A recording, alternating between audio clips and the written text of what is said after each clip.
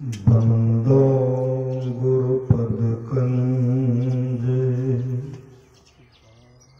कृपा सिंधु नर रूप हरि महामोहतम पुंज जासु बचन रवि करनी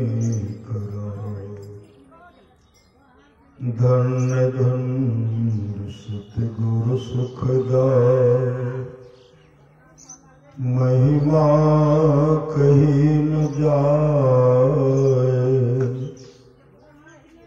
जो कुछ कहो तुम्हारी कृपा मोते कछु लो बसाए।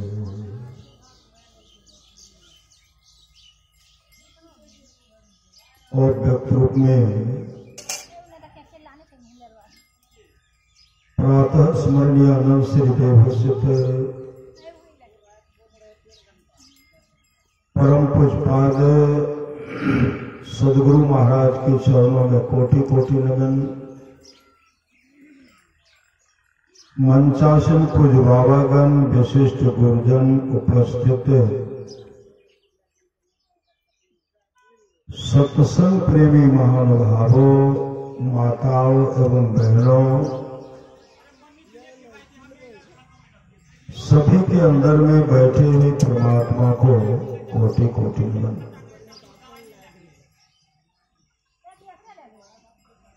महापुरुष की वाणी है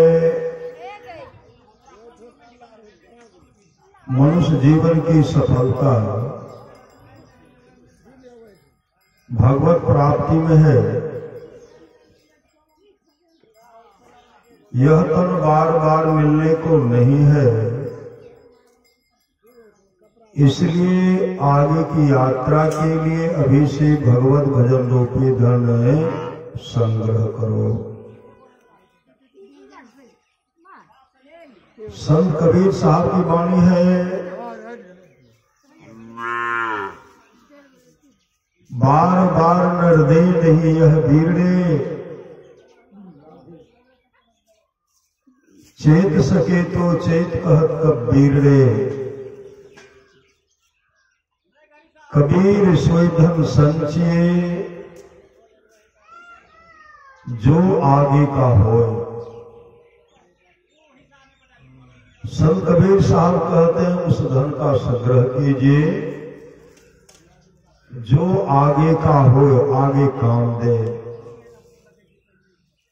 माथ चढ़ाए गांठरी अजातन देखा, कोई माथे पर गट्ठर हो और उसको जाने के समय कोई नहीं देख पाए। करिए नित सत्संग को बाधा सकल मिटाए, यह अवसर फिर ना मिले दुर्लभ नर्तन पाए। कहते सत्संग नित्य कर लीजिए फिर मौका हाथ आने वाला नहीं है। महापुरुष की वाणी है दो बातों को याद रख, जो चाहत कल्याण।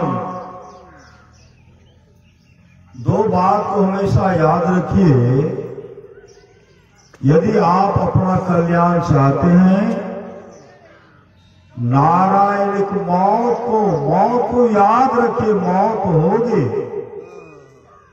एक न एक दिन संसार से चलेंगे। नारायण की मौत को दूजो श्री भगवान एक मौत को याद कीजिए और एक भगवान को याद कीजिए यदि कल्याण चाहते हैं तब।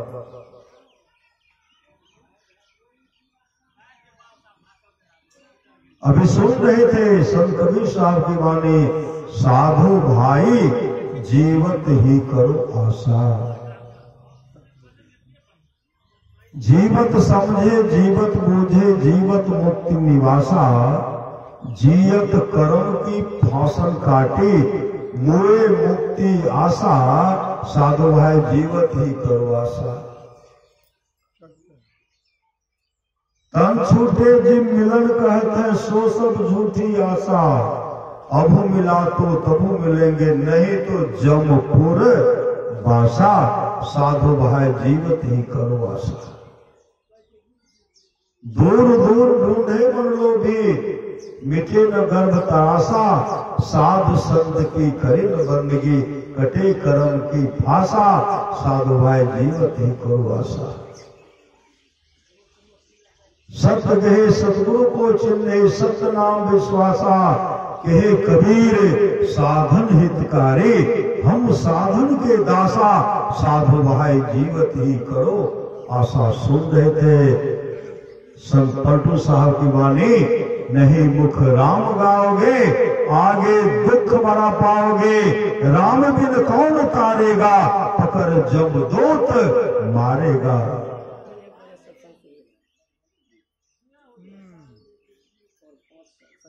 कहो सत्संग ना किन्ना, भूखे को नाही कछु दिन्ना। मायाओ मोह में भूले, कुटुंब परिवार लखी फूले। पूछे धर्मराज भाई, बचन मुख नाई कछुआई। पलटू दास लखी रोया, सुघर तन पाए के खोया। नहीं मुख राम गाओगे, आगे दुख भरा पाओगे। सूरदास जी महाराज की वाणी सुन रहे थे। जा दिन मन पंछी उड़ जइए, तादन तेरे तन तरवर के सभे पात झर जई है। तीन नाम तन विष्ठा कृम है, नातर खाक रही है। जिन पुत्रन को बहुधि पालियो, देवी देव मनई है। कहरे बांस देव खोपरी में शीश फारी दिख रही है। नर्म पुधर जो जन नहीं गुरु के, जम के मार्ग जई है। सूरदास भगवंत भजन बिनो, वृथा सो जन्म गई है।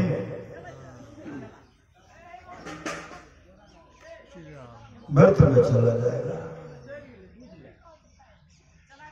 महापुरुष की वाणी है, कर्ज में नर्तन मिला, उसको तो बिसरा गया। सूद का जिक्र क्या, मूलधन भी खो गया। धर्म की डिग्री भी कालपुर की आएगी। जिंदगी अधूम तेरी नीलाम कर ली जाए।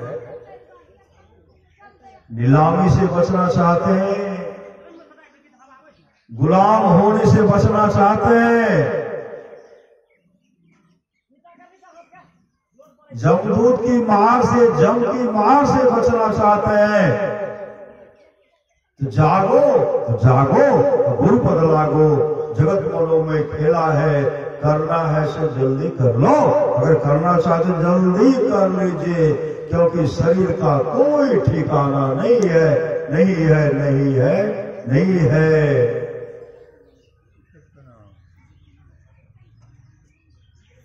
करना है सो जल्दी कर लो, 2 दिन जीवन मिला है। मत अभिमान करो, तन धन का छिन्ही में सब खोई रे। जैसे अहंकार भ्रमित, मति तुमरी अंत का रोई रे। रोने के सिवा कुछ मिलने वाला नहीं है। संत कबीर ने कहा, पछते मेरे बेईमान, गुरु के विसारी पछते। बहुत आदमी कहते हैं गुरु की क्या आवश्यकता है। गुरु बिन माला फेरता, गुरु बिन करता दान, सो सब निष्फल गया। पूछो वेद पुराण, गर्भ जोगेश्वर गुरु बिना, लागा हरि पद सेव। कहे कबीर वैकुंठ में उलट मिला सुखदेव। जीवन में सदगुरु चाहिए, जीवन में सत्संग चाहिए। जिसको जीवन में मिला सत्संग है, उसको हर घड़ी आनंद ही आनंद है।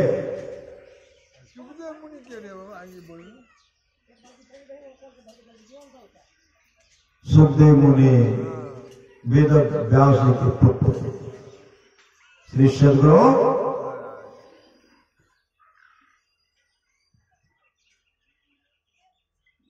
महापुरुष की वाणी है, किस पर करत गुमान, घमंड किस पर, किस पर गुमान, शरीर पर गुमान। शरीर कब है नहीं है इसका कोई ठिकाना नहीं है। क्षणभंगुर है काया तेरी, क्या माने पड़ते थे, क्षण भर में ही बिनस जाएगी जो बालों की भी।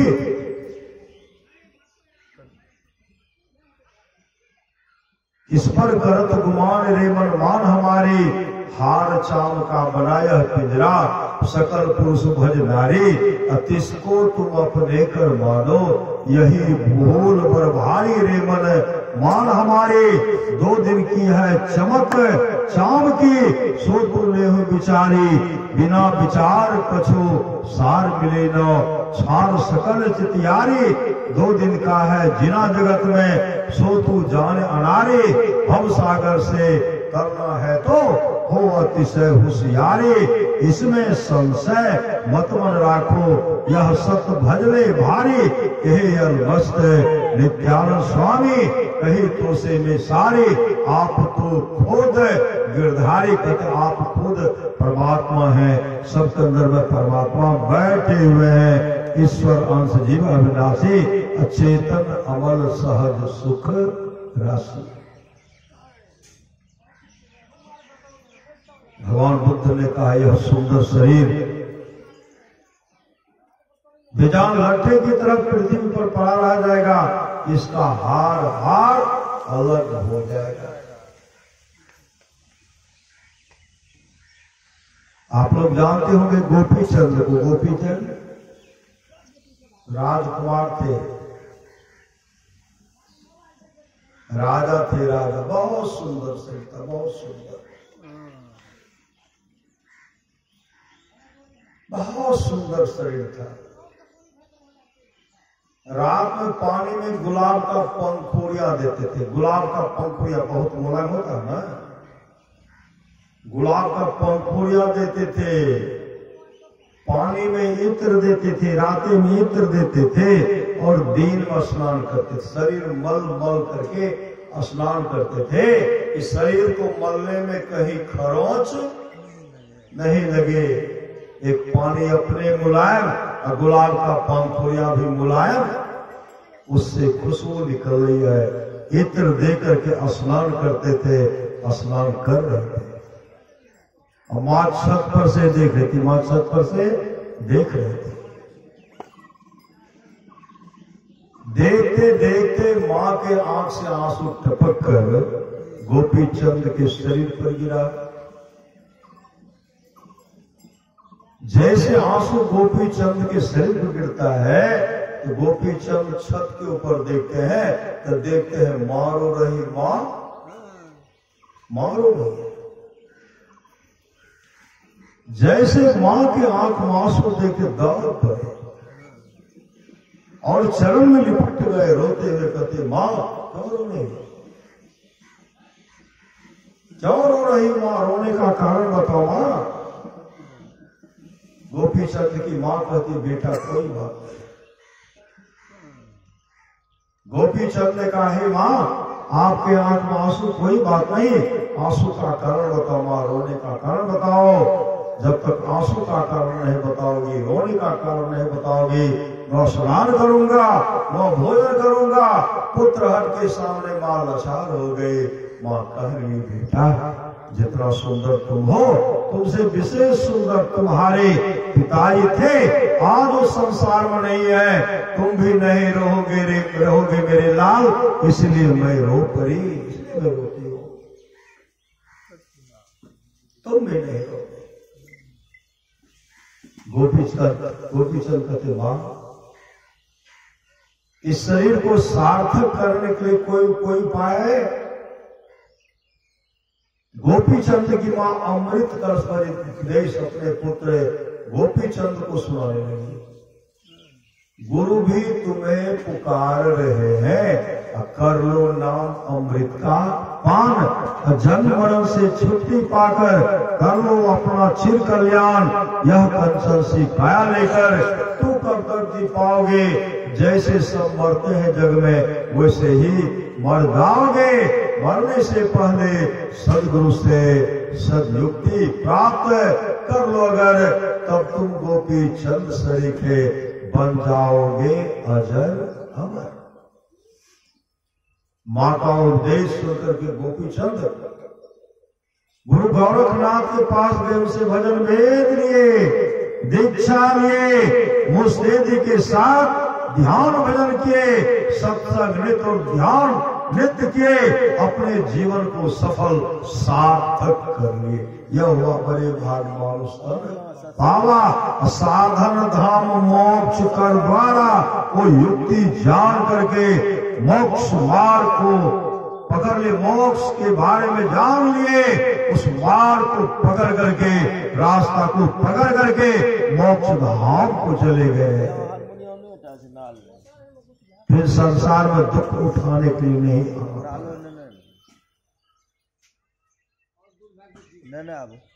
इसलिए संत महात्मा लोग कहते हैं शरीर के नश्वरता पर हमेशा विचार कीजिए।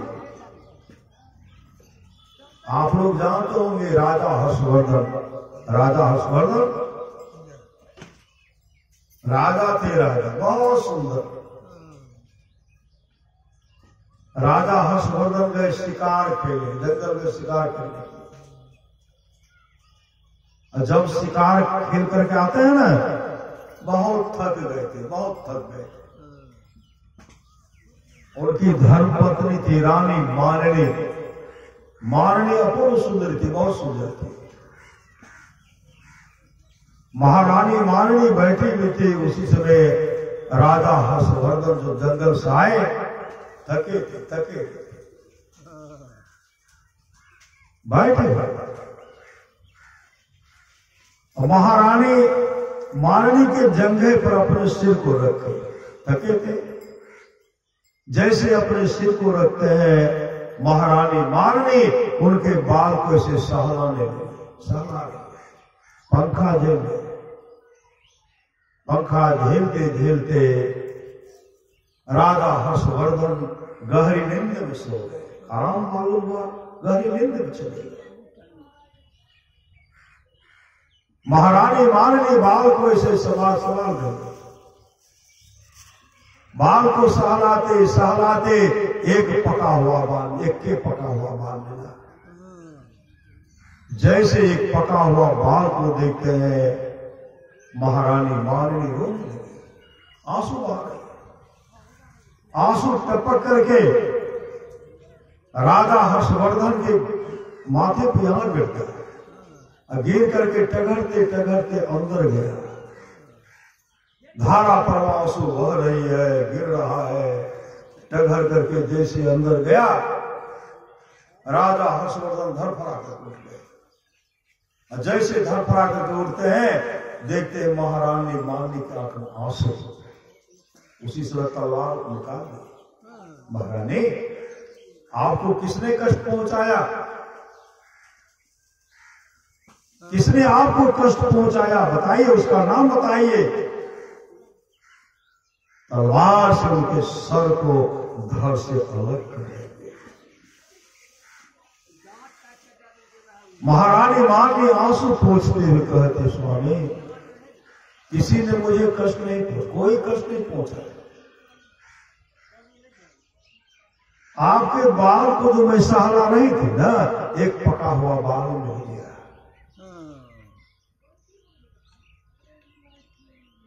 मेरे मन में हुआ कि अब आप धीरे धीरे वृद्ध हो जाएंगे, आपके माथे के सारे बाल पक जाएंगे, आप वृद्ध हो जाएंगे, शरीर में झुर्रियां पड़ जाएंगे, वृद्धावस्था को प्राप्त हो जाएंगे। इसलिए मैं रो पड़ी।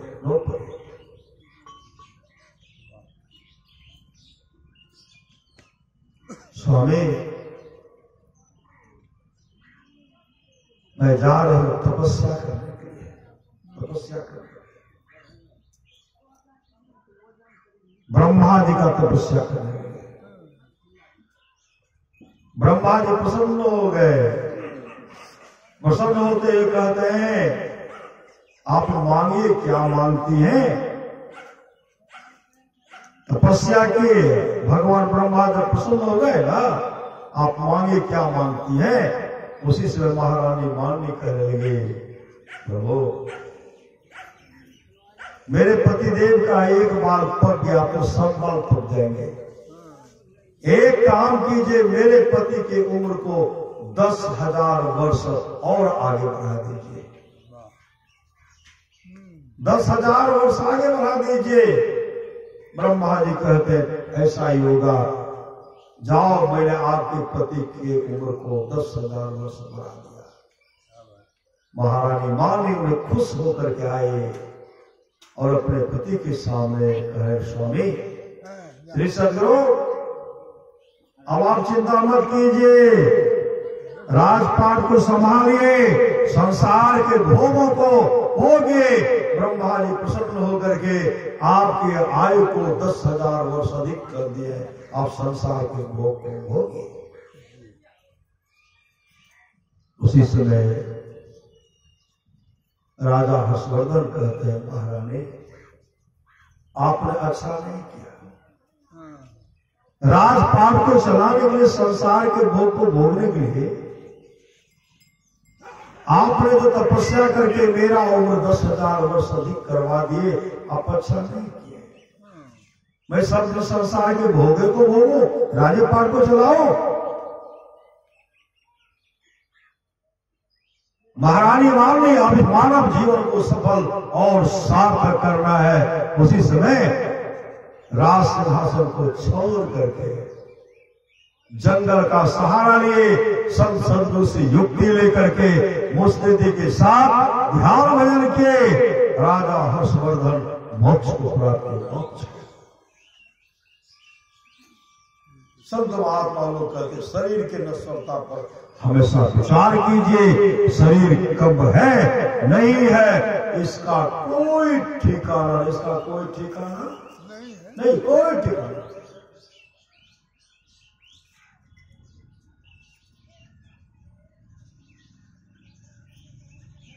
आप लोग जानते होंगे युवराज भद्रवाह, युवराज भद्रवाह बहुत सुंदर, बहुत सुंदर, अपने सुंदरता पर दर्प करते थे, घमंड करते थे, घमंड करते थे। श्री सदगुरु संजोग से की बात है, जिस तरह गौतम बुद्ध के सिद्धार्थ के लिए कहा गया था, जिस दिन एक वृद्ध को देखेंगे मन में प्रश्न खड़ा हो जाएगा, रोगी को देखेंगे मन में प्रश्न खड़ा हो जाएगा, मुरझाए हुए फूल को देखेंगे मन में प्रश्न खड़ा हो जाएगा, लाश को देखेंगे मन में प्रश्न खड़ा हो जाएगा, जलती चिताओं को देखेंगे मन में प्रश्न खड़ा हो जाएगा। जिस तरह सिद्धार्थ के लिए, भगवान बुद्ध के लिए सुंदर सुंदर व्यवस्था किया जाता था, वही सुंदर व्यवस्था राजमहल के अंदर में कोई वृद्ध दिखलाई नहीं पड़े, कोई मुरझाया हुआ फूल नहीं रहे, उस तरह व्यवस्था कर दी। उनकी माँ और पिता तो बूढ़े, उनके माँ और पिता वो तो बूढ़े थे, उन पर तो दृष्टि पड़ती होगी उनकी। नहीं, वो भी स्वस्था था, जो अवस्था की बात है ना, जो अवस्था, शादी भी नहीं की थी। श्री सदगुरु संजोग से की बात है, जिस तरह सिद्धार्थ निकले थे, सिद्धार्थ जैसे मृत को देखते हैं, रोगी को देखते हैं, जलती चिताओं को देखते हैं, हाथ में लाठी का सहारा लेते हुए चलते देखते हैं, मन में प्रश्न खड़ा हो गया। जैसे सिद्धार्थ वापस आए उसी तरह ये गए, जैसे गए तो वृद्ध को देखते हैं। मंत्री पुत्र सुकेश के साथ निकले, वृद्ध को देखे, कहते सुकेश यह कौन है? यह मनुष्य है, मनुष्य वृद्ध हो गया। कहा मनुष्य वृद्ध होता है, इसी तरह चलता। कहा हम भी वृद्ध होंगे तो इसी तरह चलेंगे। कहा युवराज हाँ। फिर आगे बढ़े, एक रोगी को देखते, कहा ये कौन है? कहा मनुष्य। क्या हो गया? इनको कष्ट, ये बीमार पड़ गए, मैं भी बीमार पड़ूंगा। कहा आगे जैसे बढ़ते हैं, लाश को देखते हैं, लोग कहते हैं राम नाम सत्य है, सबका यही गत है। कहा ये तमाम लोग जो जा रहे हैं ऊपर में कौन है? आदमी मर गया है, उनको श्मशान घाट लेकर के जा रहे हैं जलाने के लिए। आदमी मरता भी है, हाँ हम भी मरेंगे। कहा हाँ। जैसे आगे बढ़े चारों तरफ लोग घेरे हुए थे और चिता जल रहे थे, चिता जल रहे थे। कहते सुकेश यहाँ क्या हो रहा? चारों तरफ लोग घेरे हुए। राज मनुष्य मर गया और उसको जला करके राख कर रहे हैं। युवराज भद्रवाह कहते हैं मनुष्य को जला करके राख कर देते हैं। कहा तब सुंदर शरीर नहीं होगा, सुंदर कुरूप होगा, कुरूप होगा, इसीलिए जला करके राख कर रहे हैं। अगर सुंदर शरीर आता ना उस शरीर को रखा जाता, कुरूप शरीर है इसलिए शरीर को जला करके राख कर रहे हैं। मंत्री को सुकेश कहते युवराज कितना भी सुंदर सुदूर शरीर हो, जब इस शरीर से जीवात्मा निकलती है 4 दिन वैसे खुले मैदान में छोड़ने के बाद शरीर फूलने लगते हैं, शरीर गलने लगते हैं। कहीं कौवा चोंच मारा, कुत्ता नोच करके खाया, दुर्गंध फैलेगी, दुर्गंध फैलेगी। दुर्गंध फैलती है, दुर्गंध नहीं फैले उसके लिए समाज के लोग, परिवार के लोग उस शरीर को जला करके राख कर देते हैं। युवराज भद्रवाह का तो मेरा भी शरीर छूटेगा, हमको भी जला करके राख कर देगा। हाँ हाँ हाँ। कहा वापस चलो, वापस। जैसे वापस आए राजमहल में प्रवेश करते हैं, लेकिन भोजन करना बंद करते हैं। मन में सोच रहे हैं कि हमारी मृत्यु हो जाएगा, मृत्यु हो जाएगी, हमको जला करके राख कर देंगे। महापुरुष की वाणी हमेशा अपने आप को देखिए, चिंतन पैदा हो गया, चिंतन पैदा हो गया, चिंतन पैदा। महापुरुष की वाणी हमेशा अपने आप को देखिए। यह 3.5 हाथ का शरीर जो है इसका क्या करते हैं? कोई 50 टका का मिट्टी का घड़ा लेते हैं, जलाने के बाद उस राख को हरिद्वार पहुंचा देते हैं, पहुंचा देते हैं। 50 टका के घड़ा में बंद करके उस राख को फूलिया को हरिद्वार पहुंचाते हैं। और कोई काढ़ा गोला, कोई बरारी घाट, कोई महादेवपुर घाट जाते हैं। कोई 50 रुपया के घड़े में, कोई 5 रुपया का एक पोलोथीन, 2 टका का पोलोथीन में कोई कपड़ा बांध करके ला करके भसा देते हैं। सुंदर सा शरीर है और उसमें भसा देते हैं। इस पर गुमान करते हैं हमसे बढ़ करके कोई है। अरे भैया अपने आप को विचार करो, उस राख को देखो, राख की तरह तुम्हारी दुर्गति होगी। एक न एक दिन राख बनोगे, खाक बनोगे। अगर किसी जीव जंतु ने खाया तो विष्ठा बन जाओगे, विष्ठा बन जाओगे, विष्ठा बन जाओगे। घमंड किस बात की? उसी समय युवराज भद्रवाह उदास रहने लगे, अब भोजन करना बंद कर दिए। राजा साहब के द्वारा बड़े बड़े वैद्य हकीम को बुलाए। हे डॉक्टर, मेरे पुत्र को किसी तरह पर स्वस्थ कर दीजिए, भोजन नहीं खाता है, धीरे धीरे कमजोर हो गए। तमाम डॉक्टर थक गए, लेकिन वह स्वस्थ बोलते ही नहीं थे। क्या हो गया? तो कुछ बोलते नहीं थे। क्या दवाई देंगे? जब तमाम थक गए, तमाम स्वर ठीक नहीं हुए, तो राजगुरु को बुलाए। राजगुरु जैसे आते हैं, राजगुरु से कहते हैं। राजगुरु जब उनको समझाने लगे, युवराज, अरे भावी राजा तुम बनोगे, राजगद्दी पर तुम बैठोगे, प्रजा का भरण पोषण तुमको करना है, और इस तरह उदास बने रहोगे तो विशाल राजपाट और प्रजा का भरण पोषण कौन करेगा? देख रेख कौन करेगा? उसी समय उनके मुख से निकलता है, गुरुदेव आप तो कह रहे राजपाट कैसे चलेगा, परिवार का भरण पोषण कैसे होगा, प्रजा का भरण पोषण कैसे होगा। हम तो यह सोच रहे हैं इस शरीर से जीवात्मा निकलेगी, इस शरीर को जला करके राख कर दिया जाएगा, मेरा कल्याण कैसे होगा, वह तो युक्ति बताइए, वह युक्ति बताइए जिससे मेरा मानव का जीवन सफल और सार्थक हो जाए। तब राजगुरु कहते हैं, युवराज इसमें सच्चे सदगुरु की आवश्यकता है। भगवान श्री राम कहते कर्णधार सदगुरु दृढ़ लावा, और दुर्लभ सास सुलभ करी पावा। संत कबीर साहब कहते जग में गुरु समान नहीं दाता। और महाराष्ट्र की वाणी है, जो गुरु देंगे वही राम दे सकेंगे, जो गुरु नहीं देंगे वो राम कभी नहीं दे सकेंगे, कभी नहीं देंगे।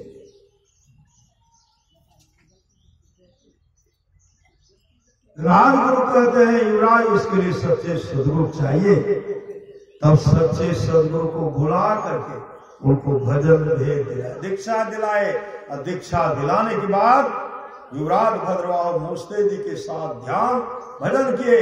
ध्यान भजन करते करते अंधकार मंडल का छेदन कर प्रकाश का दर्शन किए, शब्द के सहारे मोक्ष धाम को चले गए और उनका जीवन मंगलमय हो गया। देख सकते हो आज का सत्संग जो हम लोग कर रहे हैं, श्राद्ध क्रिया के उपरांत कर रहे हैं, जीवात्मा की शांति हेतु सत्संग कर रहे हैं। जीवात्मा को शांति मिले इसके लिए सत्संग का आयोजन किया गया है। सदगुरु वहां से प्रार्थना करते हैं, सदगुरु वह आत्मा तो अजर है, अमर है, अविनाशी है, लेकिन वह आत्मा जहां कहीं भी हो उस आत्मा को शांति मिले, शांति मिले, शांति मिले। बोलिए प्रेम से श्री सदगुरु महाराज की जय।